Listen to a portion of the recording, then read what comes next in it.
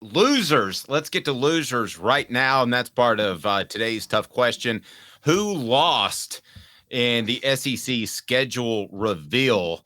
Today's tough question brought to you by our friends at Vassy Lawn and Garden. Man alive, it is worth the drive. Today's tough question. Take a side. Take a stand. The Dave Hooker Show, a presentation of offthehooksports.com. Who's the biggest loser? Caleb Calhoun. I've got my 4 that I want to go through, but we didn't share at our 3:30 a.m. production meeting who is the biggest loser of this group. And let me hear from the message board. What do you got? Biggest losers, Caleb Calhoun? My biggest loser by far actually is Florida. Florida got a brutal draw, man. I mean, I know everybody, yes, I know people want to say Bama. Bama got a brutal draw. The reason Florida got a more brutal draw is because Bama's a premier program. So again, Bama can't play themselves. But you know who can play Bama? Is Florida. And they don't play Bama, but they got Georgia and Tennessee on the road and LSU at home. So they got 3 of the 4 premier programs they have to play.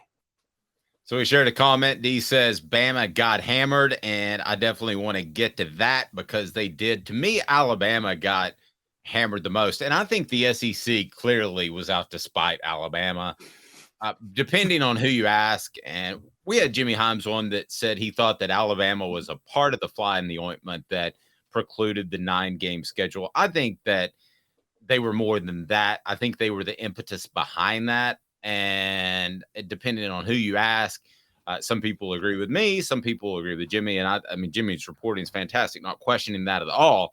But I just think if that never happens, if Nick Saban never says, I don't like this 9-game schedule, or I've got a problem, whatever, I don't think the boulder starts rolling down the hill as it did in SEC spring meetings. So I'm going to go with Alabama as the biggest loser. And I think that the SEC did in some way spite Alabama. So you've got home Auburn, Georgia, Missouri, South Carolina, away LSU, Oklahoma, Tennessee, Vanderbilt. So essentially, Alabama plays the 3 teams in Tennessee, LSU, and Georgia that it did not want to play with the 9-game schedule. That's not an accident. That's not an accident, Caleb. No, not. Plus, they have to play Auburn, of course, regularly. And the one thing I'll say is they did get the better draw of the Texas-Oklahoma crowd because they got to play Oklahoma, and I think Texas is tougher. And Vanderbilt is still on that schedule, as is Missouri. But yeah, no, this was a group. Now, the more I think about it, I bring up the premier teams. You know how hard it is to play 3 premier teams when you're one of the premier teams? That means you played all the other 3. That's right. That's right. And, you know, Auburn's going to be better, and they get up for that game. And that'll be usually Go ahead. That'll be Hugh Freeze's second year. Look, I do not like Hugh Freeze. I think very, very, very, very lowly of him. But he's going to do a good job there. In 2024, they're going to be good. Yeah, and Alabama usually handles Auburn at home, but you're right. Hugh Freeze's second year, so we were thinking along the same lines. Usually that's a closer game. When Alabama's really good and Auburn's not so good, it's usually a close game on the Plains, but it's not a close game in Tuscaloosa. I don't think that matters because it's Hugh Freeze's second year, so I'm with you. I would still have Florida as my as one of my biggest losers. You mentioned that home Kentucky, LSU, Ole Miss, Texas A&M, away Georgia, Mississippi State, Tennessee, and Texas. I'm just looking at that. Those 8 teams, they will be underdogs in one. They'll be underdogs Georgia, Tennessee, Texas, LSU at home. Possibly, depending on whatever transfers Lane Kiffin brings in that year, Ole Miss at home. They will definitely, though, be underdogs of 4 of those 8 games. Oh, easily. I don't know whether or not to set the over-under at 4.5 or 3.5 for Florida next year for SEC wins. And, I mean, 4.5 in 2024.